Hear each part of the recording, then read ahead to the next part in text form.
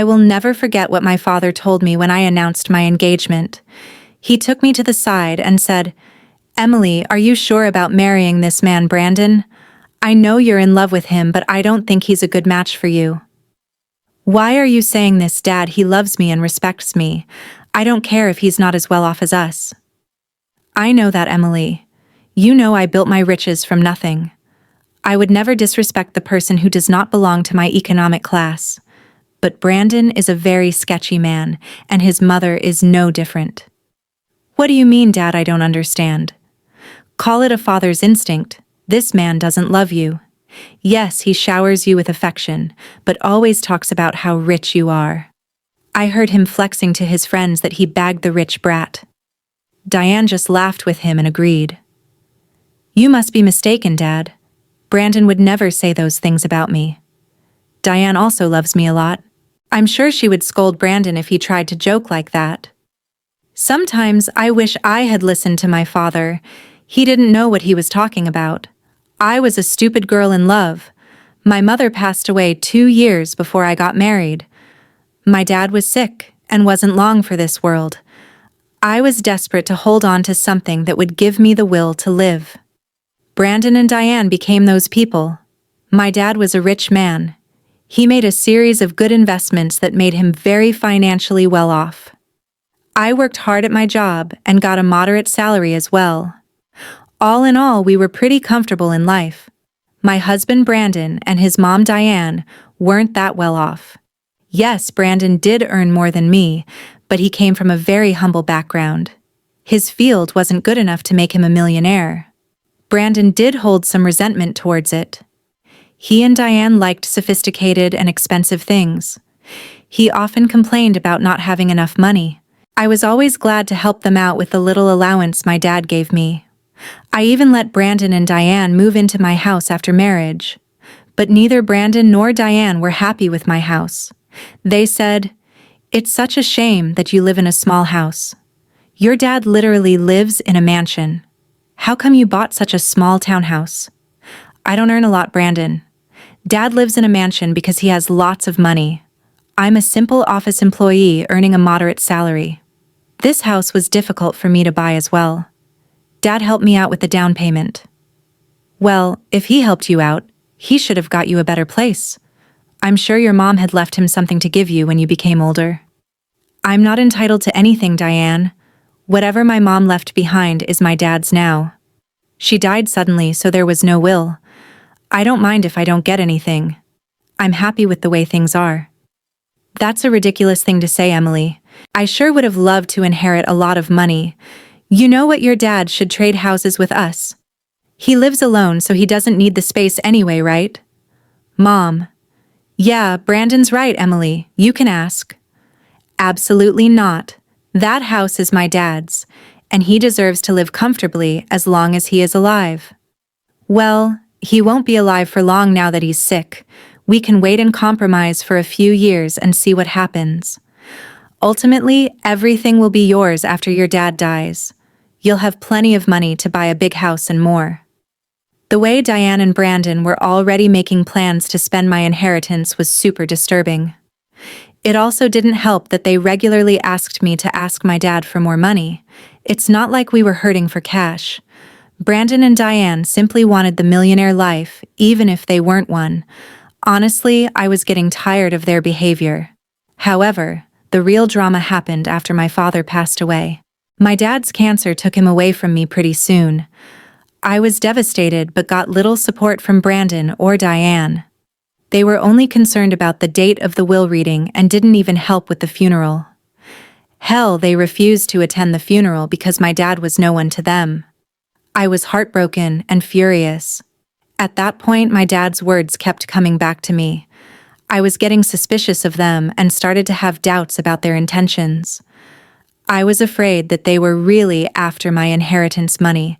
They were not allowed to be in the reading of the will. Brandon and Diane said, "Why the hell are we not allowed to read the will? This is ridiculous. Richard was my own father-in-law." "Yes, this is ridiculous. We are family and should be present for this event. We have the right to know what Richard left in the will." At least my son should be allowed to be there. Your son is not in the will, Diane, so he cannot read the will. Why are you two so obsessed with inheritance? You didn't even come to the funeral. It was funny how my dad was suddenly family when it came to getting an inheritance. I was pretty annoyed at Diane and Brandon. What was worse was that they started to hound me as soon as I got back from reading the will. They were not allowed to see the will. I had a hard time dealing with the grief of losing my father, but I got no words of support or sympathy from them. They simply wanted to know about my inheritance. Diane asked me, "So, we have been wondering about something for a while now. How much inheritance did you receive from your parents? You must have got a lot of money. How much money did you get?" My parents unfortunately didn't leave me any money in my inheritance, so I received zero. What, you didn't get any money, but your parents were rich. They should have left you something. I don't believe that you didn't get any money. I'm sure you are lying to us. There is no way your parents didn't leave you a single penny. No, Brandon. There was no money in my inheritance. The will didn't even mention me getting any kind of money. You can check my bank balance in a few days and find out. But what about their riches? Who will get those? You are their only child. I don't know about that, Diane. The lawyer just told me that I didn't get any money. It's fine by me. It was my parents' money, and it's up to them who they would give it to. That is ridiculous.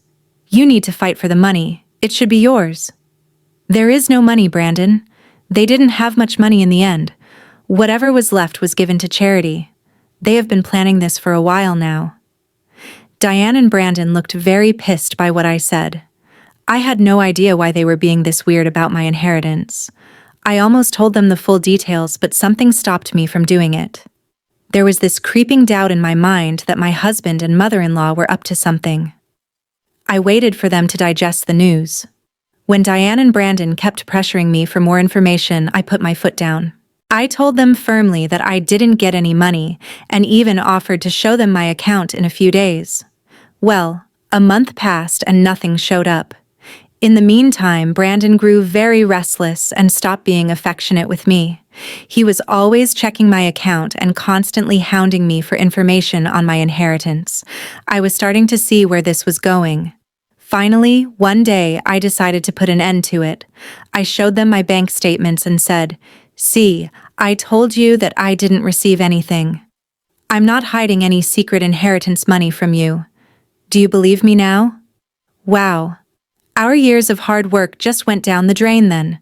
So her parents weren't rich, and she didn't even get $1,100 in the will. This is ridiculous. I can't believe this.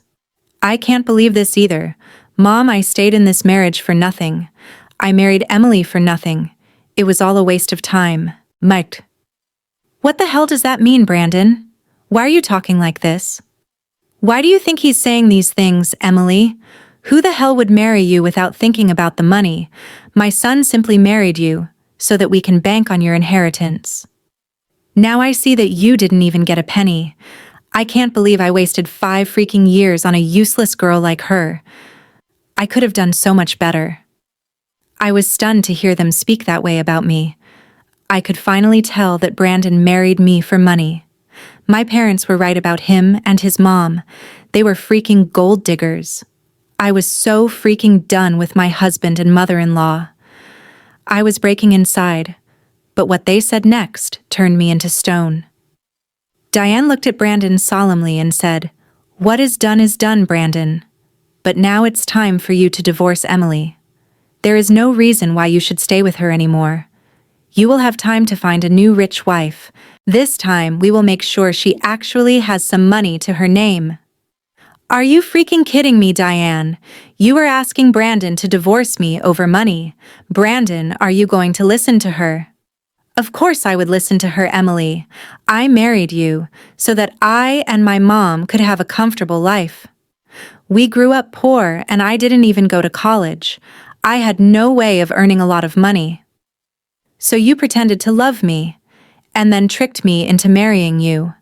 You thought that my parents would give me lots of money that I would readily share with you.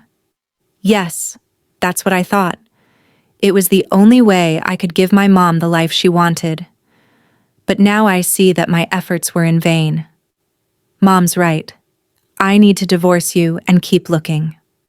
I was stunned by what Brandon said. He said those things so nonchalant that I started to question my own sanity. Diane and Brandon went on to express their frustration at my marriage and myself. I didn't hear a word after a while. I was too busy coming to terms with what they just threw at me. Their total lack of reaction and Brandon's sudden shift in behavior were both depressing and angering to me. After a point, I was so mad that I wanted to scream and throw things. However, I didn't do any of that. I calmly said, "Okay then, Brandon. If a divorce is what you want, you will get it. I was never the one to say no to your demands. I might as well give in to your demand now as a last favor." "So you will agree to a mutual divorce? It'll save us both a lot of money. By the looks of it, you don't have much to go on anyway. Don't think of this as an opportunity to get alimony from my son. We will fight you tooth and nail before you give up that dream. You better preserve your lawyer fees and agree to a mutual divorce. It'll be best for you." "You're right. I don't have a lot of money right now, so I decided something. I will agree to a mutual divorce, but you have to sign a clause saying that we won't share any of our assets with each other." "That's not a problem at all. You don't have much, and neither do I at the moment. If you can forego alimony, I'll agree to sign a divorce and won't claim anything from you." Me and Brandon discussed the details of the divorce and made sure we were on the same page. I could see that Diane and Brandon were both happy about me not making a fuss out of the divorce. I guess they didn't expect me to be so calm about it. Truth be told, ever since that day, I have been crying on my way to and from work. I used to sit in the parking lot of my office and cry for an hour before and after work. Brandon never noticed my puffy eyes or even asked why I was leaving early for work and coming home late. Diane didn't even bother looking at me after she discovered that I had no money. All of their behavior just made me even more determined to get out of the marriage as soon as possible. I actually had Brandon and Diane move out of my house to a rented space in the neighborhood. They soon settled, and while we waited for the divorce to finalize, true to his word, Brandon didn't demand a share of my house. I also didn't ask for alimony. In his eyes, it was a fair deal. Well, he had no idea just how far I made things out to be. He came to know about it on the day our divorce was finalized. I went over to his new rented space to drop off my wedding and engagement ring. "So I just wanted to return these to you. Since the marriage only brought bad times in my life, I don't want to have any memory of it." "Are you sure you want to return it? I mean, you might need the money after all." "It's so funny you don't. So you must have laughed at our poverty before. Look where you are now. My son is being generous and giving you the rings. You might need to sell them when your stupid job doesn't pay enough. We want the rings, they're cheap ones anyway." "What would I need to sell the rings for money, Diane? You don't have to be embarrassed. We already know how your parents didn't leave anything. I guess they lost everything due to poor financial decisions, leaving their daughter destitute." At that point, I laughed very loudly in her face. Diane looked confused, and so did Brandon. I could tell that Brandon was somewhat annoyed by his mother's behavior, and he was also surprised at my laughter. Diane said, "Why the hell are you laughing, Emily? Did I say something funny?" "It's freaking funny how you think I'm destitute, Diane. It's also funny that you think my parents lost all their fortune." "Well, of course you're destitute. Your parents didn't even leave you a penny. They surely messed up and ruined your life by not leaving you inheritance." "I never said that I didn't get an inheritance, Diane. I simply told you that I didn't get any money. My parents did in fact leave me plenty of inheritance." "What the hell does that mean? You have an inheritance? I'm so confused." "My parents could see you and Diane for the little gold diggers you two are, so they made a secret clause in their will. It said that I would receive no monetary inheritance. Instead, I was given this entire neighborhood as my inheritance. What, you own this neighborhood now? How is that possible? We would have known about your inheritance if this was true." We even signed the lease with an estate manager who didn't tell us the name of the owner. My parents wanted me to wait for a year before I got my inheritance. They wanted me to test you two and see if you were really with me for money or love. Well, of course you failed the test. And now you won't get anything from me. Also, the estate manager was appointed by my parents to take care of the property before I inherited it. They were smart people, you know. That is impossible. I don't believe a word you're saying. You're just embarrassed because you don't have money anymore. Oh, really, Brandon? Is that what you and your mother have concluded from this? Well, why don't you call your landlord and find out from him? Don't worry, we would do that. Then everyone will see just what a big liar you are. Diane and Brandon called their landlord and asked about what I said. Since their landlord was the estate manager, he told them everything. Diane and Brandon were stunned. They looked really panicked after cutting the call. They said, You lied to us. You tricked us into thinking that you don't have anything, but you own the entire housing society now. How dare you trick us, Emily? You wanted all your riches to yourself. So you tricked Brandon into divorcing you and made him sign papers that he wouldn't claim anything from you. I laughed at their audacity to turn this one on me. It was finally dawning on them that they had messed up royally, and now it was time for some sweet karma. I said, It's funny you accused me of you two. Brandon, you tricked me into marrying you by telling me that you love me. Diane, you helped your son in this plan, and you were the one to tell him to divorce me. If anyone here was being a scammer, it was you two. As for my inheritance, you asked me how much money I got, and I answered truthfully. This was all a misunderstanding. So what happened is, in the past, why don't we just try again in the new light? We did spend 4 years together. It would be a shame to throw it away. So now you want me back in your life? Funny how you were desperate to start afresh with a new girl. I hear that you are already seeing someone rich. Don't worry, I'll inform her about what a snake you are. Brandon and Diane started to beg me not to mess up this new relationship. Brandon told me that since I wasn't ready to give him another chance, I shouldn't mess up his future. I told him to freak off. Also, I informed them that I will kick them out once the property is transferred to my name. They panicked at that and started to beg me even more. In the weeks that followed, Diane and Brandon showed up at my house to beg me to forgive them. Brandon and Diane already have an eviction on their record, so it is unlikely anyone would give them rent. The only reason they were staying on my property was that I asked the estate manager to allow it. I also called Brandon's new victim and told her everything. She was horrified by what Brandon and Diane did and broke up with him instantly. She even showed me the texts. After this fiasco, Brandon and Diane beat down my door, called me names. I promptly called the police and had them off my property. After I got my inheritance in my name, I kicked them out very swiftly. They didn't expect me to go through with the threat. They did show up on my property again, and the police were called. The cops gave them a stern warning, and I filed for a restraining order. Turns out the entire town knew about what happened. They were essentially disowned by friends and had to leave the city to start afresh. Meanwhile, I'm enjoying my new wealth and I'm finally free from gold-digging leeches.